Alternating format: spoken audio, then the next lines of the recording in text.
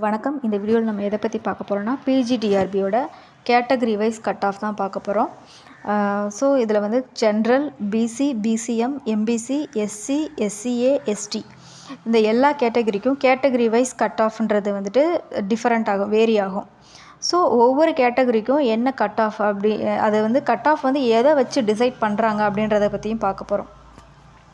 First வந்து cut off வந்து எதை வச்சு டிசைட் பண்ணுறாங்க அப்படின்னா, நம்பர் ஆஃப் பீப்புள் எவ்வளோ பேர் வந்துட்டு இந்த எக்ஸாமுக்கு அப்ளை பண்ணியிருக்காங்க, அதை பேஸ் பண்ணி எவ்வளோ பேர் எக்ஸாம் எழுதியிருக்காங்க அதை வச்சு கட் ஆஃப் டிசைட் பண்ணுவாங்க. நெக்ஸ்ட்டு வந்துட்டு எவ்வளோ எக்ஸாம் வந்துட்டு டஃப்பாக இருக்கா இல்லை ஈஸியாக இருக்கா அதை பேஸ் பண்ணி வைப்பாங்க. இப்போ எக்ஸாம் வந்துட்டு டஃப்பாக இருக்குது அப்படின்னா கட் ஆஃப் வந்து கம்மியாகிறதுக்கான வாய்ப்பு அதிகமாக இருக்குது. இது எக்ஸாம் ஈஸியாக இருக்குது அப்படின்னா கட் ஆஃபுடைய மார்க்கும் வந்துட்டு அதிகமாகிறதுக்கு வாய்ப்பு இருக்குது. ஸோ அதை பேஸ் பண்ணி கட் ஆஃப் டிசைட் பண்ணுவாங்க. தென் வேக்கன்சி, அதாவது இப்போ கரண்ட்டாக எவ்வளோ வேக்கன்சிஸ் கொடுத்துருக்காங்க, இப்போ ஒவ்வொரு சப்ஜெக்ட்டுக்கும் ஒவ்வொரு வேக்கன்சி கொடுத்துருப்பாங்க. ஸோ அந்த வேக்கன்சி வந்துட்டு எவ்வளோ இருக்குது அதை பேஸ் பண்ணி இருக்குது. தென் கேட்டகரி வைஸ் ரிசர்வேஷன், கேட்டகரி வைஸ்னால் அந்த பிசி, எம்பிசி இந்த கேட்டகரி வைஸ் ரிசர்வேஷன் ஒவ்வொரு கேட்டகரிக்கும் இவ்வளோ ரிசர்வேஷன்னு இருக்கும். ஸோ அதை பேஸ் பண்ணியும் வந்துட்டு கட் ஆஃப் வந்து டிசைட் பண்ணுவாங்க. ஸோ இந்த 4 அடிப்படையாக வச்சு தான் வந்துட்டு கட் ஆஃப் வந்து டிசைட் பண்ணுவாங்க.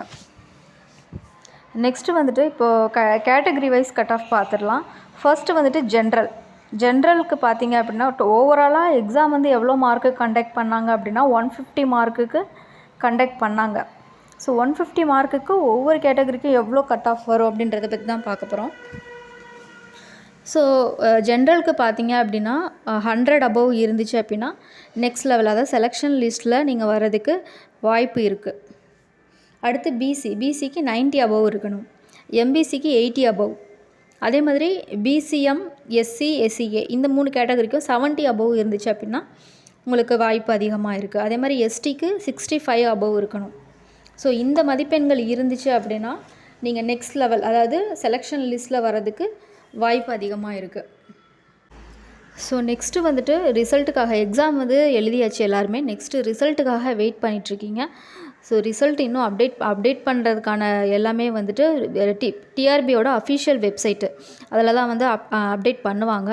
ஸோ டிஆர்பியோட அஃபிஷியல் வெப்சைட் பார்த்திங்க அப்படின்னா www.trb.tn.government.in. ஸோ இந்த வெப்சைட்டில் தான் வந்துட்டு உங்களுக்கு ரிசல்ட் ஆகட்டும், இல்லை அடுத்த செலெக்ஷன் லிஸ்ட்டு, சிவி லிஸ்ட்டுக்கு கூப்பிடுறது எல்லாமே வந்துட்டு இந்த வெப்சைட்டில் தான் வந்துட்டு உங்களுக்கு அப்டேட் பண்ணுவாங்க. ஸோ கரண்ட்டாக டெய்லி நீங்கள் அந்த அப்டேட் வருதா இல்லைன்றதை நீங்கள் செக் பண்ணிகிட்டே இருங்க. ஸோ நம்ம சேனலில் வந்துட்டு அடுத்தடுத்து வர வேண்டிய அப்டேட்ஸ் எல்லாத்தையுமே வந்துட்டு நம்ம போட்டுகிட்டே தான் இருப்போம். ஸோ அடுத்தடுத்து வர வீடியோவில் வந்துட்டு அதுதான் அந்த வெப்சைட்டை வந்துட்டு எல்லாருமே வந்துட்டு ஃபாலோ பண்ணிக்கோங்க. நெக்ஸ்ட் அப்டேட்டை வந்து நம்ம நெக்ஸ்ட் வீடியோவில் பார்க்கலாம். தேங்க்யூ.